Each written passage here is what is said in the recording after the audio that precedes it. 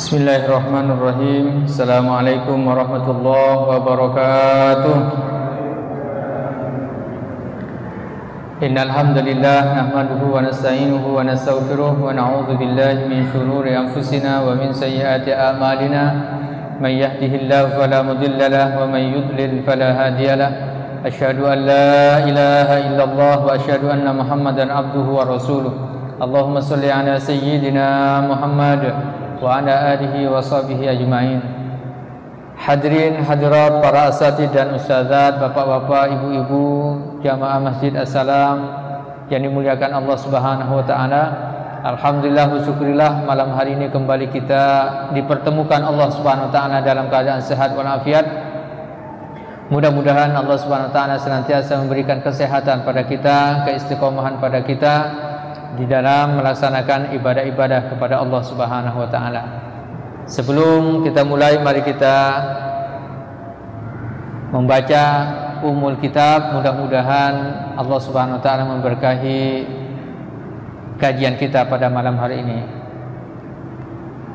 Ila hadratin Nabi Mustafa Sayyidina Muhammadin sallallahu alaihi wasallam wa ala alihi wa sahbihi wa azwajihi wa dzurriyyatihi wa man tabi'ahum bi ihsan ila yaumiddin. Syai'ul Fatihah. A'udzu billahi minasyaitonir rajim. Bismillahirrahmanirrahim. Alhamdulillahirabbil alamin arrahmanir rahim maliki yaumiddin. Iyyaka na'budu wa iyyaka nasta'in. Amin. Bapak Ibu yang dimuliakan Allah Subhanahu wa taala, kajian kita pada malam hari ini kita masuk pada bab salatu al-jum'ah. Salatu al-jum'ah, salat Jumat. Sebelumnya kita telah membahas tentang salat jamak dan qashar bagi musafir, bagi orang yang melakukan perjalanan jauh. Kita masuk pada salatul jum'ah. Pertama, masyru'iyyatuha, disyariatkannya salat Jumat. Salatul Jum'ati masyru'ah, bahwa salat Jumat ini disyariatkan oleh Allah Subhanahu wa taala. Wa hiya minal fadhail allati iktasallahu ta'ala biha hadhil ummah allati hudiyat il fawz bi mukarramati hadzal yaum. Dan salat Jumat ini memiliki keutamaan-keutamaan yang dikhususkan oleh Allah Subhanahu wa taala terhadap umat ini. Dan di antara keutamaan-utamanya nanti akan kita sebutkan tentang keutamaan salat Jumat ini. Kenapa? Karena hari Jumat ini adalah hari yang dimuliakan oleh Allah Subhanahu wa taala. Ini sesuai dengan hadis yang diriwayatkan oleh Imam Al-Bukhari dan Imam Muslim an Abi Hurairah radhiyallahu anhu annahu sami'a Rasulullah sallallahu alaihi wasallam yaqul. Dari Abi Hurairah radhiyallahu anhu bahwa Rasulullah sallallahu alaihi wasallam bersabda, nahnul akhiruna sabiquna yaumal qiyamah. Rasulullah mengatakan bahwa kita ini adalah umat yang paling akhir, ya, al-akhirun. Namun nanti di hari kiamat akan didahulukan oleh Allah Subhanahu wa taala. Baida annahum utul kitaba min qablina, tapi mereka umat-umat terdahulu itu diberikan Alkitab, kitab-kitab suci mereka. Summa hadza yaumuhumul ladzi furidu alaihim fakhtalafu fih. Tapi pada hari Jumat banyak yang berselisih. Fahadanallah, maka Allah Subhanahu wa taala memberikan hidayah kepada kita. Fannasu lana fihi taba' al-yahudu gadan wan nasara ba'da gadin. Nah, ternyata hari Jumat ini adalah hari keutamaan umat Islam, sedangkan hari Sabtunya untuk Yahudi dan Nasrani hari Ahadnya, hari Minggunya. Nah, semacam itu. Dan ini disebutkan oleh Rasulullah SAW bahwa keutamaan dari sholat Jumat ini sangat luar biasa. Dalam hadis yang diriwayatkan oleh Abu Hurairah radhiyallahu anhu, khairu yaumin tala'an alaihi syamsu yaumul jum'ah. Sebaik-baiknya hari ketika matahari terbit dari timur itu adalah hari Jumat. Ya, setiap matahari terbit dari timur nih, ya, itu adalah hari yang terbaik. Ya, ketika matahari terbit dari timur adalah hari Jumat. Kenapa hari Jumat? Fihi khuliqa Adam. Nabi Adam alaihissalam diciptakan oleh Allah pada hari Jumat. Subhanallah. Pada hari Jumat Nabi Adam diciptakan. Wa fihi udkhilal jannah. Dan pada hari Jumat Nabi Adam dimasukkan ke dalam surga. Jadi diciptakannya di hari Jumat, dimasukkan ke dalam surga pada hari Jumat. Wa fihi ukhrija minha.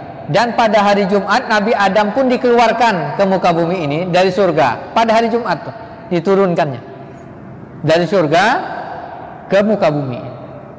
Wala taqumu sa'atu illa fi yaumil jum'ah. Dan hari kiamat tidak akan terjadi kecuali pada hari Jumat. Nah, jadi hadis riwayat Imam Muslim. Jadi keutamaan yang pertama luar biasa nih, bahwa Allah memuliakan hari ini, hari Jumat ini. Nabi Adam diciptakan pada hari Jumat, dimasukkan ke surga hari Jumat, diturunkan ke dunia, ke bumi, ini hari Jumat. Dan hari kiamat pun akan terjadi pada hari Jumat. Kita sudah tahu nih, kapan terjadi hari kiamat? Hari Jumat. Cuman tanggal dan tahunnya, ini yang wallahu a'lam. Pastinya hari Jumat. Keutamaan yang kedua, an Abi Hurairah radhiyallahu anhu anna Rasulullah sallallahu alaihi wasallam yaqul qala Rasulullah sallallahu alaihi wasallam, Rasulullah sallallahu alaihi wasallam bersabda, as-shalawatul khamas, salat 5 waktu, wal jum'atu ilal jum'ah, satu Jumat ke Jumat berikutnya, kafaratun lima bainahunna, adalah penggugur dari dosa-dosa kita, malam yajtanib al-kabair, selama dia ya tidak melaksanakan dosa-dosa besar. Jadi ternyata dari hadis ini, hadis riwayat Imam Muslim juga, bahwa antara satu solat ke solat berikutnya, nih waktu solat nih dari maghrib ke isya, isya ke subuh, subuh ke zuhur, zuhur ke asar, asar ke maghrib, maghrib ke isya, dan seterusnya tuh. Itu kalau kita benar-benar isi dengan zikrullah, tidak dengan melaksanakan dosa-dosa besar, ya, kita menunggu terus waktu-waktu sholat itu, kemudian satu Jumat sampai satu Jumat ke berikutnya, itu bisa menggugurkan dosa-dosa kecil kita. Jadi selama dosa-dosa kecil kita ini diampuni oleh Allah, kita duduk saja ini mengisi waktu kita, menunggu datangnya waktu sholat, dosa kita sudah digugurkan oleh Allah Subhanahu Wa Taala. Mana diam saja, belum baca zikir, belum mendengarkan majlis taklim. Ini luar biasa. Ini keutamaan. Bahkan kita nunggu datangnya Jumat berikutnya, itu sudah bisa menghapus dosa-dosa kita yang lama, ya, dosa-dosa kecil kita, selama tidak melakukan dosa besar. Kalau dosa besar masih belum bisa langsung dihapus, kecuali dia taubatan nasuha.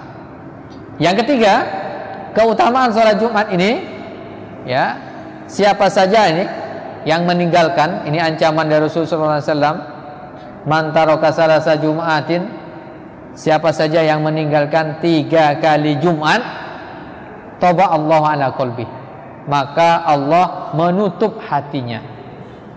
Allah menutup hatinya. Kalau kita meninggalkan sholat Jumat tanpa uzur 3 kali berturut-turut, dicap sebagai munafik oleh Allah Subhanahu wa taala. Nauzubillah. Nanti di akhir kiamat pun akan dibangkitkan oleh Allah dalam keadaan apa? Dengan wajah, ya, dengan tanda di wajahnya bahwa dia adalah orang-orang munafik. Nauzubillahi min dzalik. Baik, kita masuk pada kapan sholat Jumat itu diwajibkan.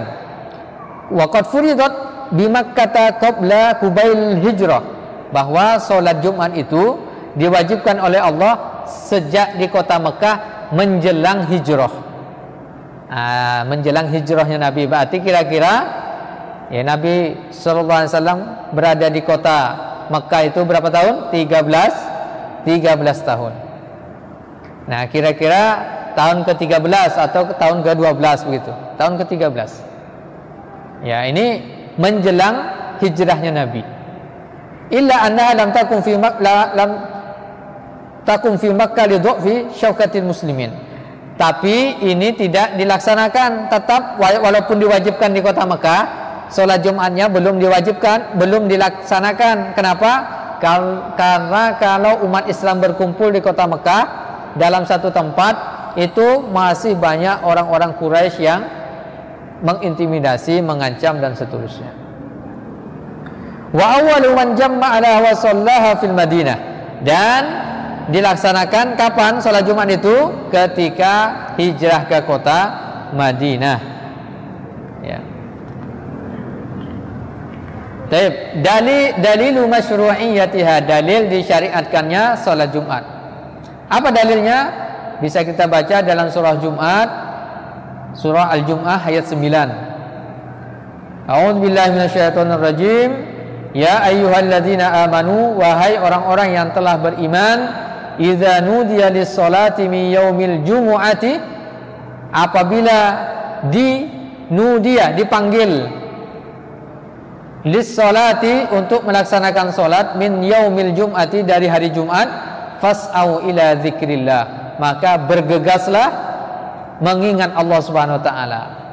Jadi bergegaslah mengingat Allah, bergegaslah menuju masjid. Wa dzarul bai', dan tinggalkanlah jual beli. Zalikum khairul lakum, itu lebih baik bagi kalian, kata Allah, in kuntum ta'lamun, apabila kalian mengetahui. Dari ayat ini, maka kemudian pada saat itu, pada zaman Rasul sallallahu alaihi wasallam, nudia, azan dilaksanakan sebanyak 1 kali. Kenapa? Karena orangnya sedikit. Ketika diwajibkan itu azan sekali saja. Itu langsung sebelum azan itu umat Islam sudah berkumpul di masjid. Namun pada zaman Utsman ibnu Affan, sahabat Rasul sallallahu alaihi wasallam yang ketiga, orang-orang sudah mulai banyak berbisnis, ya, banyak beraktivitas, maka kemudian banyak yang telat ke masjid. Maka beristihadlah beliau, kemudian beliau melaksanakan azan 2 kali. Azan yang pertama untuk memanggil umat Islam agar berkumpul di masjid, meninggalkan transaksi jual beli dan seterusnya. Lalu azan yang keduanya itu azan pas masuk waktu sholat. Nah, kenapa demikian? Karena pada saat itu memang, ya, azannya belum ada pakai mikrofon. Wah, itu suaranya seperti apa itu ya?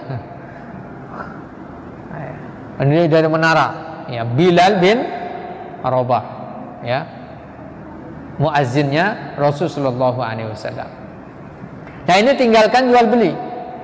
Maka nanti akan ada hadis Rasulullah SAW yang diriwayatkan oleh Imam Muslim juga, bahwa nanti keutamaan datang ke masjid, nah, itu adalah orang yang datang pertama kali ke masjid di waktu awal, dia akan mendapatkan pahala sama seperti dia berkorban onta. Ini kalau dia datang di waktu pertama, sama seperti pahalanya, sama seperti dia berkorban onta. Kalau setiap pekan, korban onta terus nih pahalanya. Kalau dia datang di waktu kedua, dia akan mendapatkan pahala sama seperti dia berkorban sapi atau kerbau. Nah, ini waktu yang kedua. Dan malaikat itu berada di pinggir pintu mencatat siapa yang datang duluan, siapa yang datang duluan, siapa yang datang duluan. Mencatat. Oh, ini pahala unta, ini pahala sapi, ini pahala kerbau. Datang di waktu ketiga sama seperti dia berkorban kambing. Nah, udah makin kecil nih kambing. Lalu kemudian datang di waktu akhir sama seperti dia bersedekah telur. Telur. Ya. Ayam telur. Kecil udah. Nah, ketika khatib naik ke atas mimbar, ini kata Rasulullah SAW, maka malaikat pencatat di pintu masjid itu nutup catatannya, langsung tutup catatannya, duduk mendengarkan khatib. Ini malaikat. Ini dijelaskan dalam hadis Rasulullah SAW. Artinya orang yang datang ke masjid setelah khatib naik mimbar itu udah ada catatannya udah. Tidak ada pahalanya. Jadi sebelum khatib naik mimbar, malaikat masih catat di pintu. Nah, ini banyak telur. Pahala telur ya. Nah, ini luar biasa. Ini keutamaannya. Maka nudiyalis sholah. Makanya pada zaman dahulu itu memang hari liburnya itu hari Jumat. Karena orang bersiap-siap. Ya, maka disebut Sayyidul Ayyam. Dia hari Jumat itu adalah tuannya Pak hari. Wahajjul fuqara wal masakin. Hajinya orang-orang fakir dan miskin. Ini keutamaannya. Maka dia dari pagi itu udah siap-siap ke masjid. Nah, ini keutamaan dari sholat Jumat. Nah, ini banyak sekarang ini nunggu khatib naik mimbar, ya, atau bahkan nunggu khatib berdiri dari khutbah keduanya. Nah, itu baru. Nah, itu udah tak jelas tuh. Ya, malaikat udah malas mencatatnya. Nah, ini keutamaan dari sholat Jumat itu. Nah, di antara hadis Rasulullah SAW disebutkan al-jumu'atu haqqun wajibun ala kulli muslimin, bahwa sholat Jumat itu adalah ya hak kewajiban bagi seorang muslim. Nah, Rasulullah SAW juga menyebutkan la yantahiyanna aqwamun ala wad'ihimul jumu'at. Jangan sampai suatu kaum ya meninggalkan sholat Jumat. Au la yahtimannallahu ala qulubihim. Kalau tidak maka Allah akan menutup hatinya. Summa la yakununna minal ghafilin. Dan pasti mereka termasuk orang-orang yang ghafilin, orang-orang yang lalai. Nah, biasanya begitu. Ya, Jumat maka tidak boleh ditinggalkan, wajib atas setiap muslim. Al-hikmatu min masyru'iyyatiha. Apa hikmahnya? Sangat banyak sekali. Tadi keutamaannya ada, hikmahnya ya kita melaksanakan syariat Allah Subhanahu wa taala, dan di situ ada ya berkumpulnya umat Islam bertemu, lalu kemudian ya mereka senantiasa berzikir kepada Allah Subhanahu wa taala, dan sehingga apa? Saling mengenal, saling ya bisa menolong dan saling memahami. Berikutnya syaraitu wujubiha, syarat wajib sholat Jumat. Apa saja syaratnya? Siapa saja yang wajib sholat Jumat? Pertama, al-Islam, dia seorang muslim. Maka la tajibu al-jum'atu alal kafir. Maka orang kafir tidak wajib sholat Jumat. Orang kafir tidak boleh atau tidak wajib sholat Jumat. Jangan diajak orang non muslim ke masjid untuk sholat Jumat. Yang kedua, dia muslim, al-bulu, baligh. Nah, bagi as-sabi, anak kecil, maka tidak wajib. Ghairu illa annahu ghairu mukallaf. Kenapa? Karena belum mukallaf. Mukallaf itu sudah baligh. Apa tanda baligh? Baligh itu bagi laki-laki, biasanya laki-laki dan perempuan mimpi dengan lawan jenis. Sudah mulai bermimpi dengan lawan jenis. Kalau tidak ada mimpi dengan lawan jenis, tak masalah. Biasanya dilihat sudah mulai tumbuh bulu-bulu. Mulai bulu apa? Kumis, jenggot, gitu ya. Atau apa ini? Jambang, bulu-bulu, bulu ketiak, bulu macam-macam. Ya. Atau itu tidak ada. Ini biasanya ada muncul. Dakon. Atau kalau tidak ada, umur 10 tahun. Biasa umur 10 tahun sudah balik. Ya. Bagi perempuan. Bisa juga biasanya ada yang 15 tahun. Bahkan sekarang ini sebelum 10 tahun sudah balik anak-anak itu. Balik sebelum masanya. Kenapa? Karena akibat tontonan biasanya. Karena biasanya tontonan itu anak SD saja sudah pacaran. Itu dua. Ini biasanya itu sangat-sangat berpengaruh pada umur dari seorang anak. Bahkan pernah kita dapati informasi berita bahwa ada anak SD usia 4 tahun kelas 4 ya. Kelas 4 itu hamil. Itu ada itu. Saya pernah baca beritanya. Itu luar biasa. Itu luar biasa itu. Cuma enggak tahu masuk SD-nya umur berapa kan gitu. Nah, balik sekarang ini sudah mulai ini. Semakin orang ini semakin cepat baliknya sekarang. Kalau dulu 15 tahun ke atas. Nah, sekarang ini dengan makanan, dengan tontonan itu semakin cepat orang balik. Yang ketiga, al-aqlu, berakal. Maka orang yang hilang akal tidak wajib sholat Jumat. Jadi tidak boleh kita ngajak orang gila ke masjid untuk sholat Jumat. Yang keempat, al-hurriyah al-kamilah, orang yang merdeka. Maka bagi hamba sahaya yang muslim, budak, maka tidak wajib. Nah, sekarang sudah tidak ada lagi budak, kecuali di Pontianak masih ada budak-budak. Al-khamis az-zukurah, yang kelima laki-laki. Bagi perempuan tidak wajib sholat Jumat. Jadi perempuan tidak wajib sholat Jumat, tetap wajib sholat zuhur. Tapi bagaimana kalau perempuan muslimah sholat Jumat? Apakah gugur sholat Jumat, sholat zuhurnya? Sholat zuhurnya gugur kalau dia mengikuti sholat Jumat. Jadi tak perlu sholat zuhur lagi kalau dia sholat Jumat. Yang keenam, as-sihhah al-jismiyah, sehat secara jisim, sehat badannya. Yang ketujuh, al-iqamah di mahallil jum'ah, dia mukim. Nah, maka Rasulullah SAW menyebutkan al-jum'atu haqqun wajibun ala kulli muslim. Jumat itu wajib dilaksanakan oleh setiap muslim.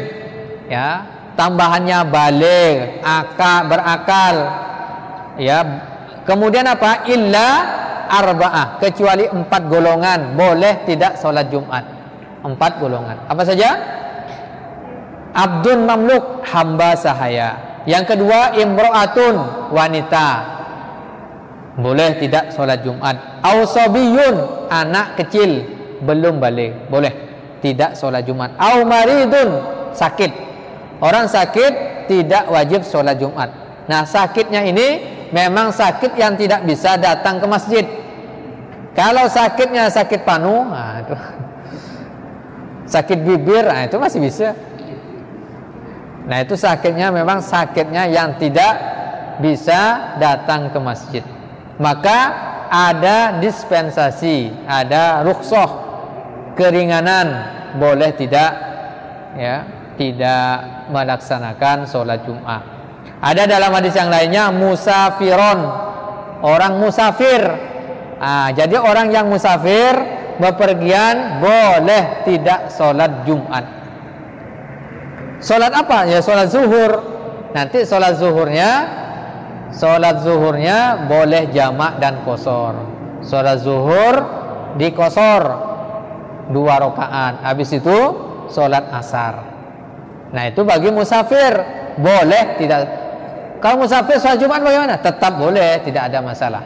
Itu keringanan bagi musafir, boleh tidak melaksanakan sholat Jumat.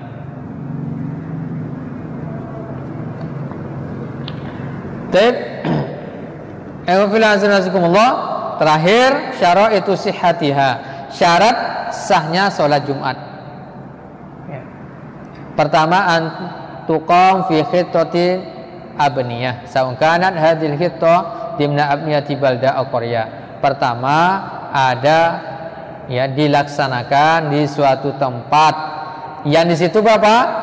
La yakil arba'ina rajulan, ya, 40 orang. Dalam mazhab Imam Syafi'i syarat melaksanakan sholat Jumat itu berapa? Minimal 40 orang. Kemudian yang kedua, laki-laki baligh al-mustautinun, orang tempatan, penduduk asli. Kalau yang musafir situ tidak dianggap. Nah, itu jumlahnya. Ya, yang ketiga, antuqam fi waqti zuhur, dilaksanakannya pada waktu zuhur. Nah, kemudian yang keempat, yajibu ayyastami ahlul badar wahida fi makanin wahidin fa in kasran nas wa dhaqul makan wahid an isti'abihim jasa ta'addud bi miqdaril hajah faqat. Jadi dalam suatu daerah harus ada satu tempat yang dilaksanakan di situ sholat Jumat. Jadi kalau misalnya melaksanakan sholat Jumat tempatnya berdekatan, yang satu masjid masih belum mencukupi syaratnya, lalu kemudian di sana nyebar yang berdekatan, maka sholat Jumatnya tidak sah. Kalau syarat pertama tadi jumlahnya tidak terpenuhi, lalu kemudian melaksanakan sholat Jumat lagi di tempat lainnya yang berdekatan, ya, maka sholat Jumatnya tidak sah. Nah, kecuali sudah mencukupi, satu masjid mencukupi 40 dan masjidnya sudah penuh. Nah, itu sebenarnya adab-adab nanti di dalam membangun masjid itu, di antara syaratnya itu masjid itu sudah penuh, maka boleh dibangun masjid yang terdekat. Wallahu a'lam bissawab. Ini yang bisa disampaikan karena keterbatasan waktu. Insyaallah akan kita lanjutkan pada pertemuan yang akan datang insyaallah. Wallahu a'lam bissawab. Silakan jika ada yang mau bertanya.